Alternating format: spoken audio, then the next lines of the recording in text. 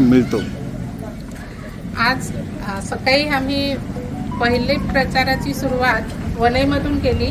तिथे मोठ्या संख्येने महिला उपस्थित होत्या आणि त्यांचा प्रतिसाद एकदम चांगला आहे आणि सर्व बाया सांगतात की आम्ही मतदान हे मसालाच करणार आहे, महाविकास आघाडीलाच करणार आहे।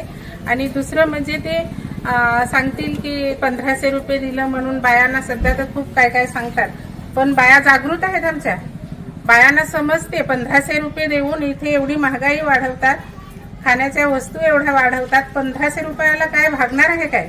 त्याच्यापेक्षा आम्हाला आमच्यासाठी सक्षम करा ना, आमचा विकास करा, आमचं चांगलं शिक्षणासाठी चांगलं शिक्षक द्या, चांगली आरोग्याची सेवा करा, आमच्या ज्या जमिनी नाही नावावर आहे, शेठ लोकांच्या ताब्यात आहे, ते नावावर करण्यासाठी एक पाऊल पुढे द्या, असं ते आदिवासी बायांचं म्हणणं आहे। आणि आमच्या बाया एकदम जागृत आहे।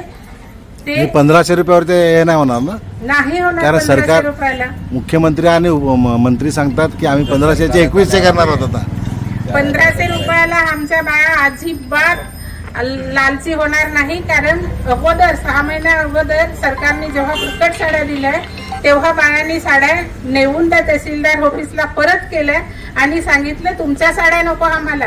हे बाया अजून पण सांगतात की 1500 रुपये तुम्ही देतात, 1500 रुपयात आम्ही काय करू, आम्हाला रोजगार द्या ना, बचत गटाला काय हे द्या, म्हणजे बचत गटासाठी काय बायांना कसं त्याच्यावर काम द्या, असं बायांचं म्हणणं आहे। काल तुम्ही टीव्ही वाले आहेत, तुम्ही ऐकलं असेल जव्हारची एक बातमी, खूप चांगल्या पद्धतीने तिथल्या बायांनी सांगितलं आणि बातमीत असं आलं आहे की आणि आम्ही आता 3ही मतदारसंघामध्ये फिरतात साहेब, डहाणू मतदारसंघ, विक्रमगड मतदारसंघ आणि पालघर मतदारसंघ, महाविकास आघाडीचे उमेदवार येणार आणि ते 1500 रुपयाला कोणी पण बोलणार नाही, अशी बायांची समज आहे आणि नक्की करणार। घोषणा द्या।